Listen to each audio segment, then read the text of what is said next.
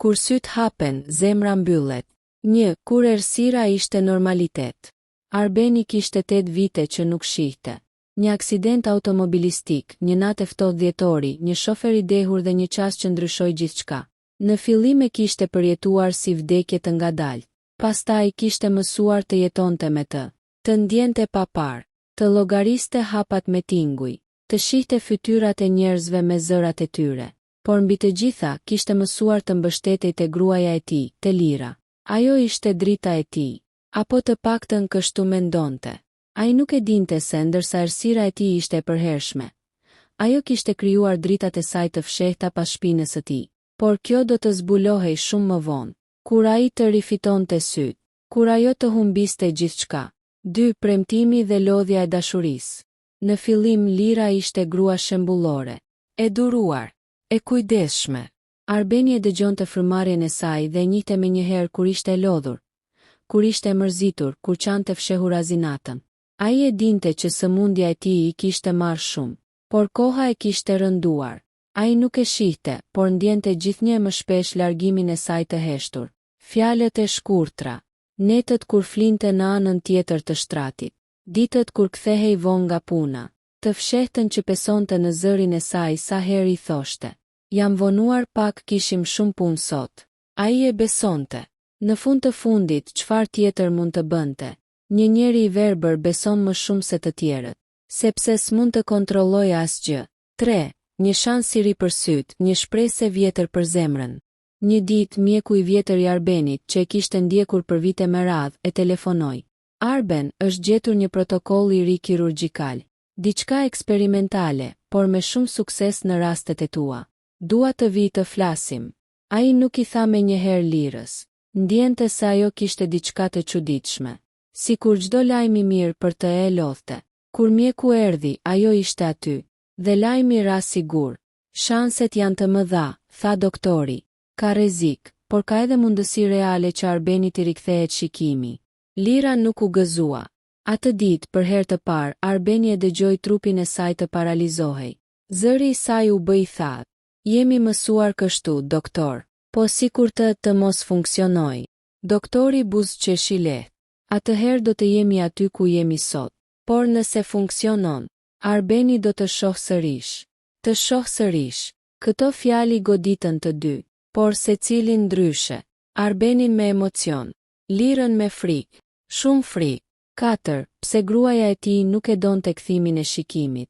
Arbeni e kapte duarve të saj lehtë ndërsa ajo dridhej. "Lira, e di që je e friksuar, por kjo mund të na ndryshojë jetën." Ajo uli kokën. "Mua më pëlqen jeta që kemi." Ai buzëqeshi me dhimbje. "Jo, Lira, ty të pëlqen jeta që kontrollon." Ajo u prek. "Çfarë po thua?" Arbeni kishte vite që nuk e shihte fytyrën e saj, por I njihte qëndrimin. Kishte një dridhje në zë që e tradhtonte gjithmonë. "Kohët e fundit nuk je e njëjta. Kam frikë se rikthimi I shikimit tim të trem për një arsye që ti nuk po ma thua." Ajo u ngrit nervozisht. Nuk është e vërtet, por ishte. Dhe ajo e dinte, sepse drita që Arbeni nuk shihte ndriçonte më shumë se sa një sekret. Ajo kishte një jetë tjetër, një të vërtet të fshehur, një njeri tjetër, dhe rikthimi I shikimit do t'i shkulte maskën. 5. Operacioni që ndryshoi gjithçka. Operacioni u caktua pas 2 javësh. Gjatë asaj kohe, Lira u përpoq të qëndronte afër tij, më shumë nga faji se sa nga dashuria. Ai e ndjente. Ndërsa ajo rinte pranë krevatit pas ndërhyrjes, ai dëgjoi pshertimat e saj të çuditshme. Jo pshertima gëzimi, por ankthi. 2 ditë më vonë, mjeku hoqi fashat. "Arben, hap syt ngadalë." Ai hapi. Drita e goditi, por ai nuk u tërhoq. Dhe pastaj drita mori formë. Forma mori ngjyrë. Ngjyra u bë jetë. Ai po shihte. Sytë e tij u mbushën me lot. "Doktor, shoh. Shoh." Lira ishte në qoshe të dhomës. Ishte e vetmja që nuk qante nga gëzimi, sepse ai mund ta shihte. Ai e pa. Fytyra e saj nuk kishte më dashurinë që kujtonte nga zëri. Kishte largim, faj, frikë dhe diçka tjetër. Një distancë që ai nuk e kishte imagjinuar kur. Ai e pa. Dhe ajo e dinte që ai pa. Që në atë sekond martesa e tyre u thye. 6. Fillimi I dyshimit. Gjatë ditëve të para të shikimit, Arbeni bënte sikur nuk e vërente ndryshimin e saj. Bënte pyetje të thjeshta, bënte humor, bënte sikur ishte i lumtur, por brenda tij ngrihe një errësirë e re, jo nga syt, por nga zemra. Ai filloi të shihte gjëra që më parë ndjente, por nuk mund t'i provonte. Mesazhe të fshehura në telefonin e saj, orë që mungonin nga shtëpia, një parfum mashkulli në rrobat e saj, një buzëqeshje që nuk ishte për të. Ai heshti, sepse duhej ta zbulonte të vërtetën, jo ta imagjinonte, dhe e vërteta erdhi më shpejt nga sa priste. 7 dita kur u hapën syt, por u thye zemra. Një mbrëmje, ndërsa Lira ishte në dush, telefoni i saj u ndez mbi tavolinë. Një mesazh verbal, nga një burr, me zë të ulët, të ngrohtë, të njohur, por jo i tij. Ai shtypi plaj. Zemër, nuk mund të pres të shoh nesër. Jam mësuar me ty pranë meje. Do të vi të marr sapo të mbaroj punën. Burri yt s'do kuptoj gjë, është i verbër. Arbeni ngriti kokën, i tronditur. Mesazhi vazhdoi.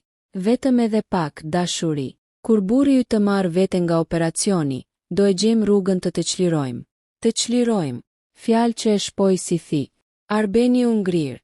Jeta e tij ishte thyer në sekond. Ai kishte shpresuar që rikthimi i shikimit do t'i kthente botën, por në fakt i zbuloi ferrin. Dhe që aty filloi fundi. 8. Pse ai nuk i tha Lirës se shihte? Kur ajo doli nga dushi, ai mbylli syt dhe bëri sikur ende nuk shihte qartë. Si je? Të dhembin syt. Pyeti ajo me zë që dridhej. Jo, akoma nuk shoh shumë mirë, duhet kohë. Ajo u çlirua, dhe ai e pa shumë qartë çlirimin e saj. Ai vendosi të mos i tregonte.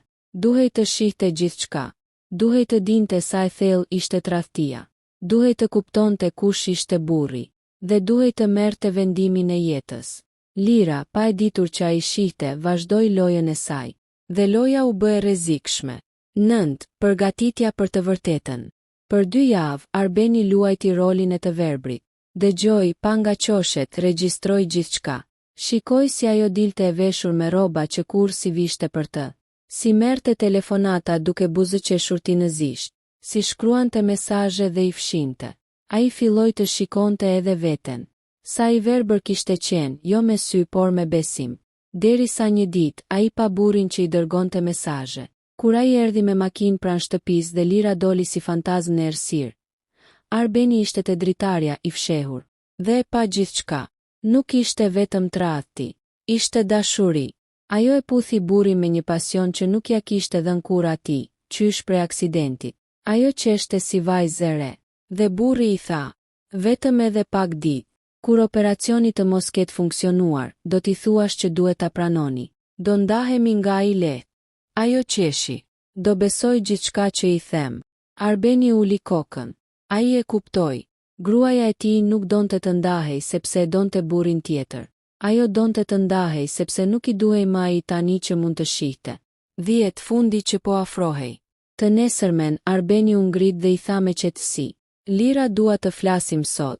Dua të them diçka të rëndësishme. Ajo e pa e habitur, pa e ditur që ai shihte fare. Ajo nuk e dinte që e vërteta po vinte. Dhe kur e vërteta të vinte, ajo do shkatërohej. Heshtja para furtunës. Dita nisi e heshtur. Shumë heshtur. Lira po përgatiste mëngjesin sikur çdo gjë ishte normale. Sikur jeta s'po i thyhej në përduar. Sikur nuk kishte një burr tjetër që e priste nesër. Sikur nuk ishte gati të braktiste burrin që e kishte ngrohur 8 vite errësire. Por kjo ditë nuk ishte si të tjerat. Arbeni e shihte. E shihte teksa lëvizte, teksa ndiste sobën, teksa e shmange shikimit të tij, sepse mendonte se ai s'po shihte. Ai e shihte se si i dridheshin duart. Ai e shihte se si ngrihej për të kontrolluar telefonin çdo 2 minuta. Ai e shihte se si zemra e saj rrihte më fort kur ai thoshte: Lira, dua të flasim më vonë. Kjo fjali e rezonte më shumë se çdo gjë tjetër. Ajo e dinte që diçka po vinte, por se dinte çfarë, dhe se mendonte kurrë se ai kishte parë gjithçka. 2 Një ditë e zakonshme që nuk ishte. Lira bëri që mos të dukej e qetë. I foli me zë të butë, i solli mëngjesin, i rregulloi jashtëkun, ashtu siç bënte gjithmonë. Por ajo nuk e dinte se tani Arbeni e shihte më qartë se kurrë. Ai shikonte lëvizjet e syve të saj, shikonte tensionin në nofull, shikonte si kapte duart kur gënjente. Në drek ajo tha: "Sonte do dal pak.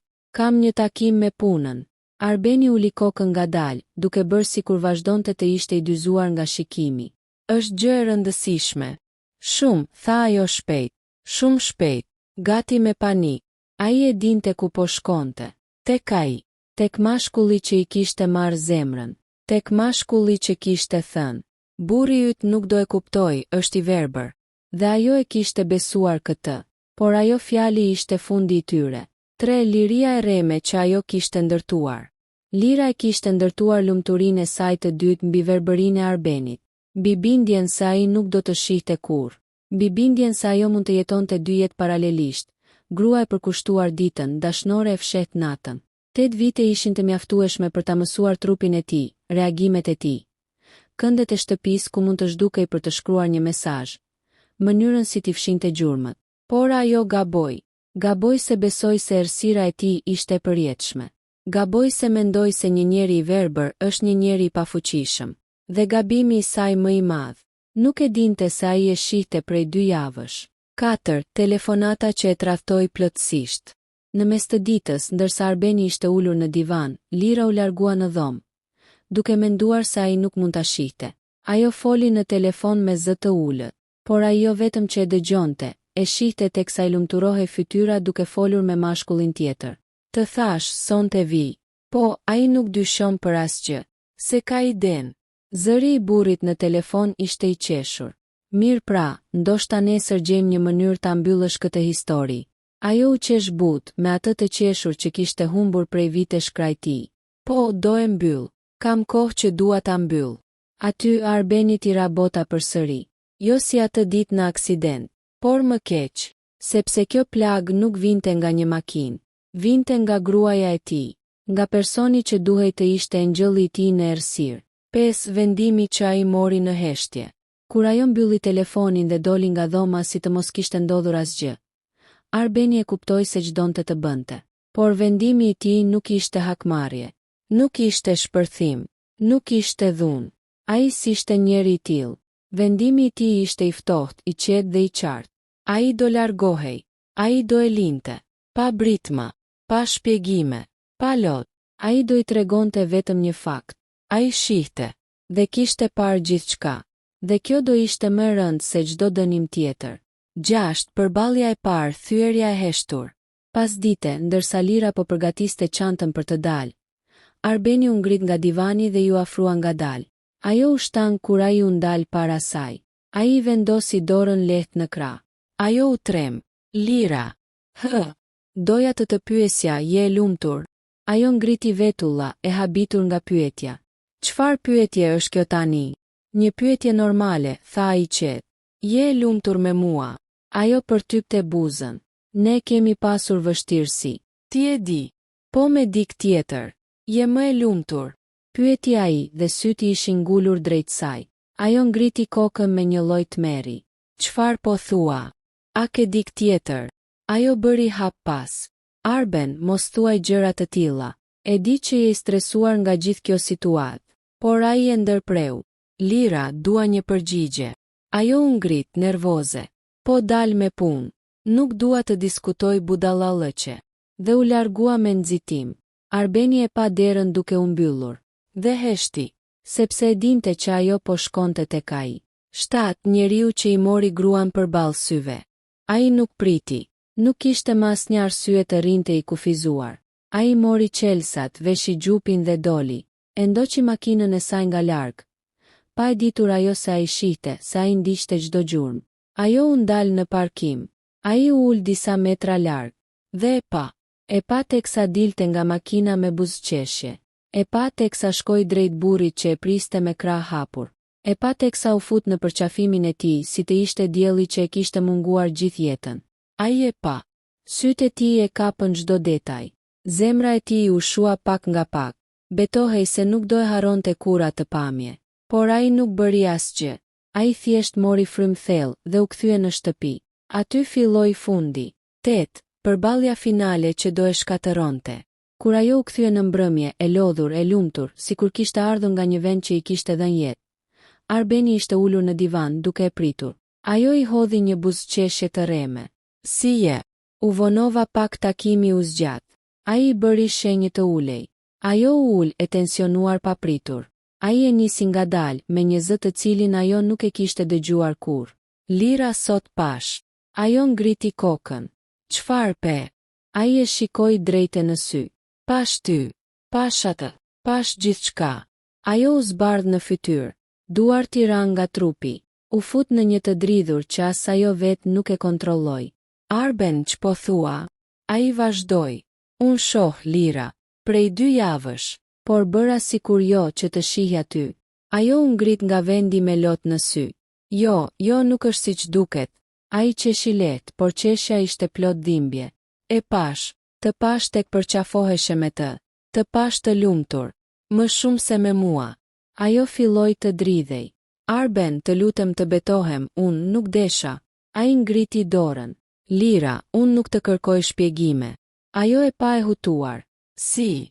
Nesër në mëngjes, unë iki. Sot nuk dua as zënka, as britma. Dua vetëm diçka, të më lësh të shkoj. Ajo ul në gjunjë e rënuar. Jo, të lutem, jo. Arben, isha e lodhur, isha vetëm, isha e humbur. Ai rëshiti vështrimin drejt saj. Dhe unë isha i verbër. Tash më shoh.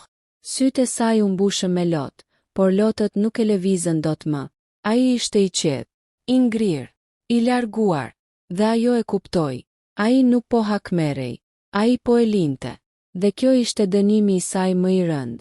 Ka gjëra që shihen me sy, ka gjëra që shihen vetëm me zemër. Mëngjesi i largimit. Nata ishte e gjatë. Lira nuk fjeti as një minutë.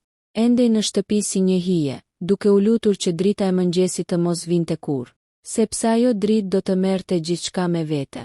Arbeni, përkundrazi, ishte qetësisht i ulur gjithë natën në divan me çantën gati. Ai nuk qau, nuk bërtiti, nuk kërkoi as shpjegime. Ai vetëm priti që ora të bëhej 7. Kur ora ra, ai u ngrit. Lira, me sy të skuqur e të fryrë, ju afrua. Të lutem mos ik. E pranoj çdo gjë. E pranoj fajin. E pranoj çdo lloj dënimi që mendon, vetëm mos ik. Ai vështroi derën pa e parë atë. Ky nuk është dënim. Ky është shpëtim. Ajo u kap pas krahut të tij me dëshpërim. Për kë?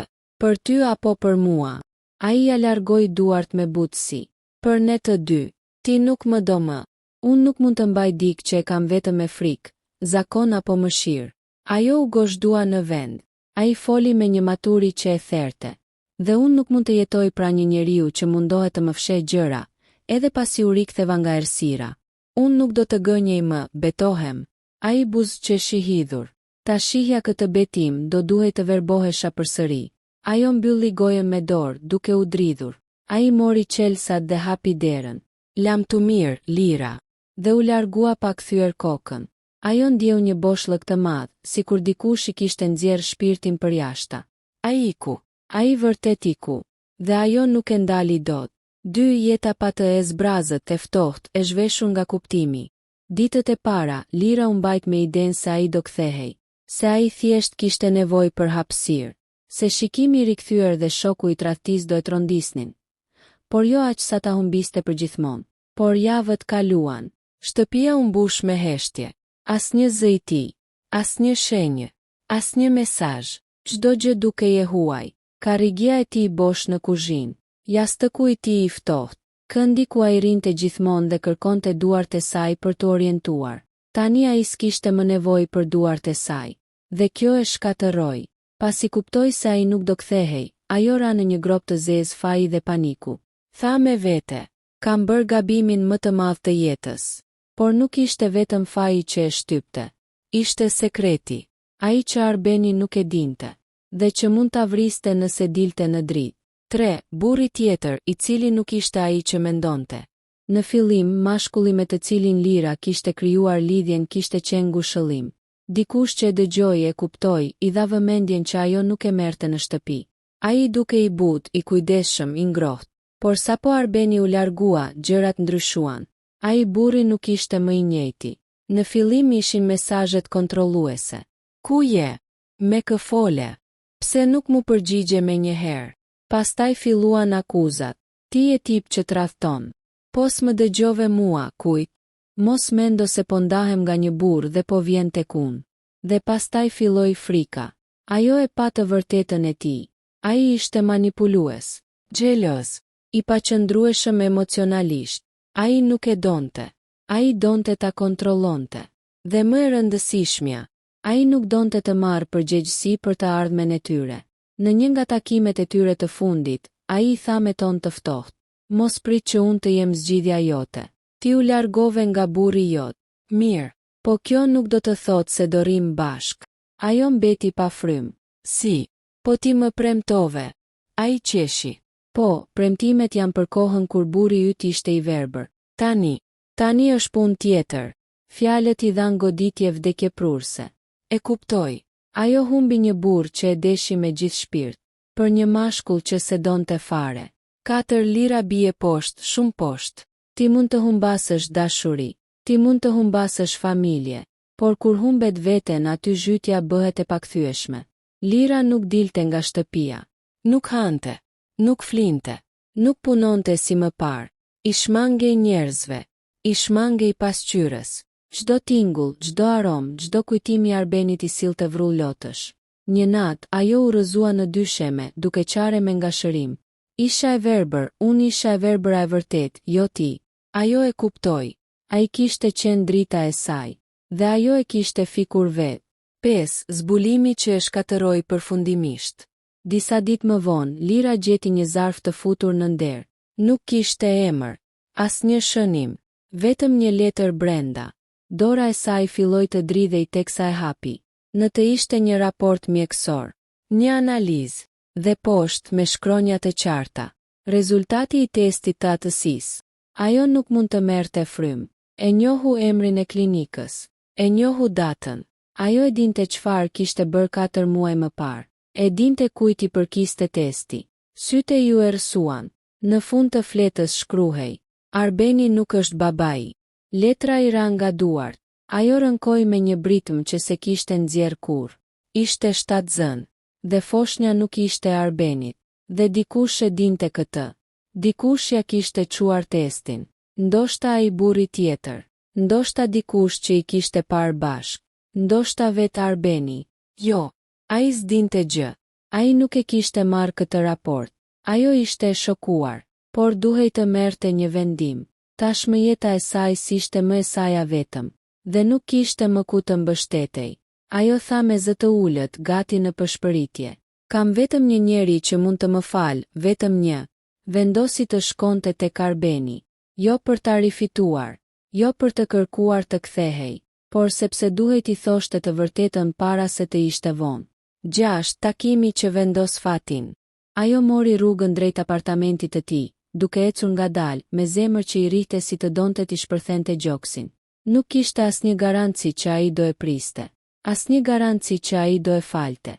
Asnjë garanci që ai do e shikonte pa e dëbuar. Por ajo duhej ta bënte. Ajo trokiti në derë. 1 herë, 2 herë, 3 herë. Kur dera u hap, Arbeni u shfaq përballë saj. Ai ishte më i qetë, më i ftohtë, më i pjekur se para një muaji. Ajo gëlltiti me vështirësi. Arben, mund të flasim? Ai e shikoi gjatë. Nëse ke ardhur të kërkosh të kthehem, e di përgjigjen. Ajo lëvizi kokën në shenjë mohimi. Jo për këtë jam këtu. Ai ngriti vetullat. Atëherë, ajo nxori zarfin. Duart i dridheshin. Dua të dish diçka, para se të vi nga dikush tjetër. Ai mori zarfin në dorë, pa e hapur. Çfarë është? Ajo mori frym thellë. Unë jam 7 zën. Ai u tërhoq 1 centimetër pas. Syt ju zgjeruan. Ajo vazhdoi me zë të mekur. Dhe fëmia nuk është yti. Ajri u ndal. Dhoma ra në heshtje të plot. Asgjë nuk lëvizi. As fryma. Kjo ishte goditja që ai kur nuk e priste. Ajo uli kokën duke qarë. Nuk të kërkoj asgjë.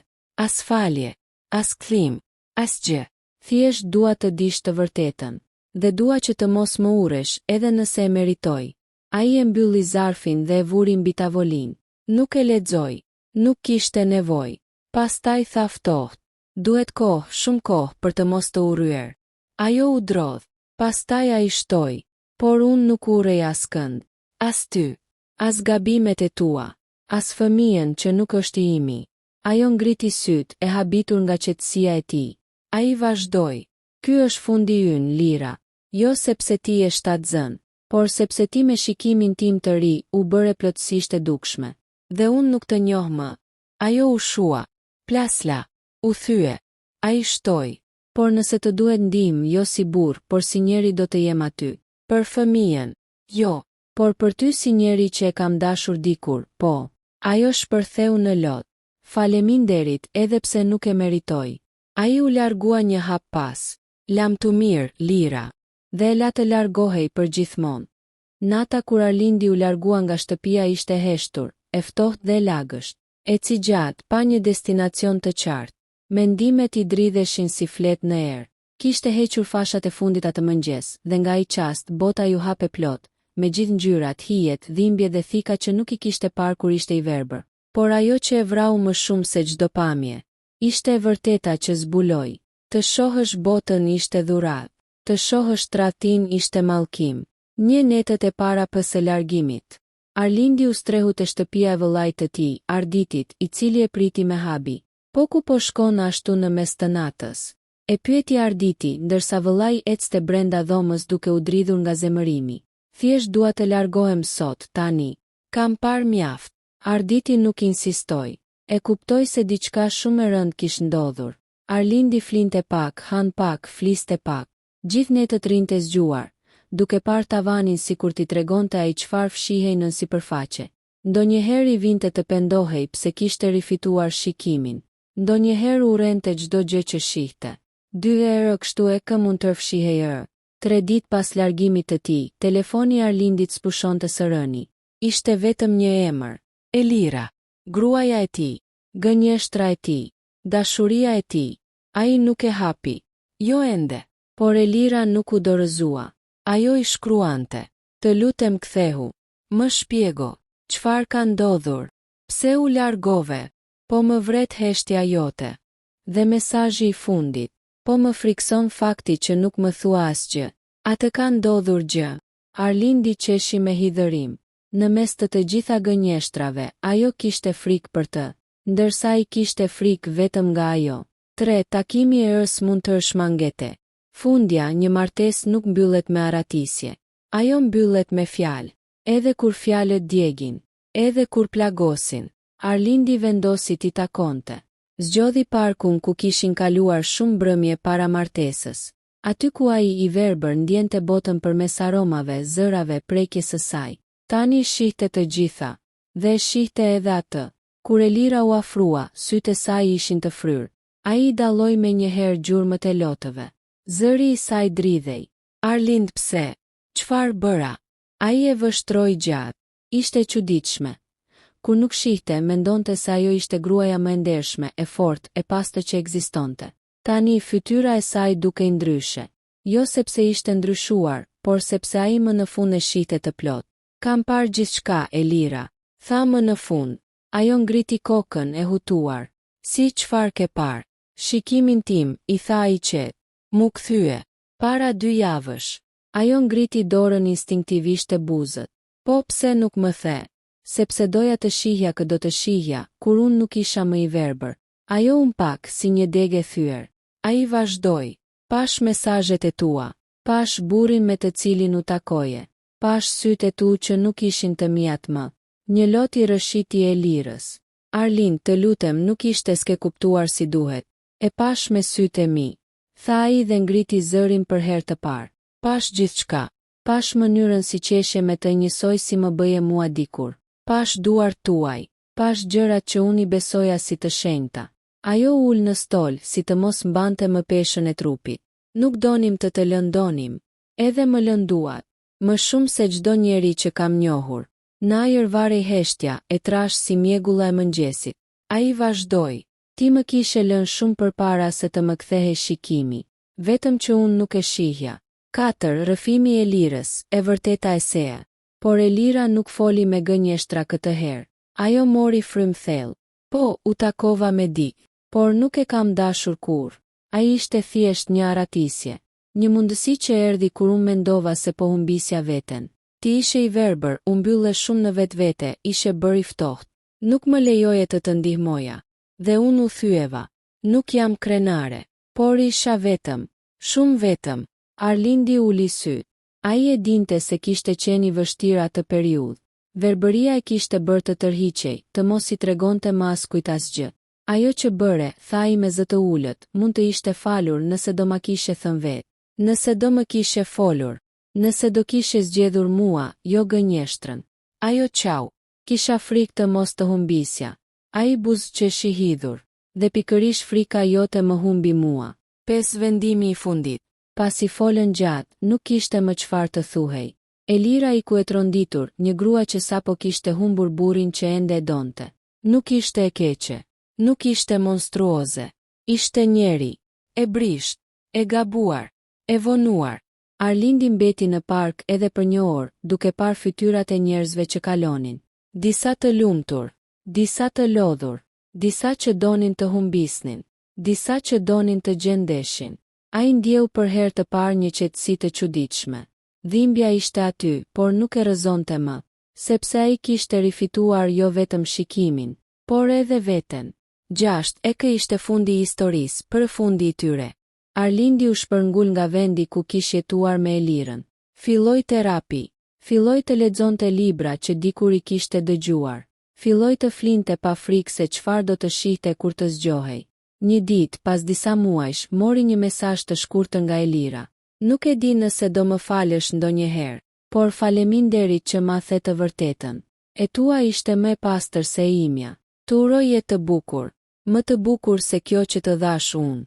Ai nuk u përgjigj, jo nga inati, por sepse nuk ishte më asgjë për të shtuar. Ai e fali, në heshtje, në zemër, por jo në jetë. 7. E ditë. Arlindi filloi të ndihmonte njerëz të verbër në një qendër rehabilitimi.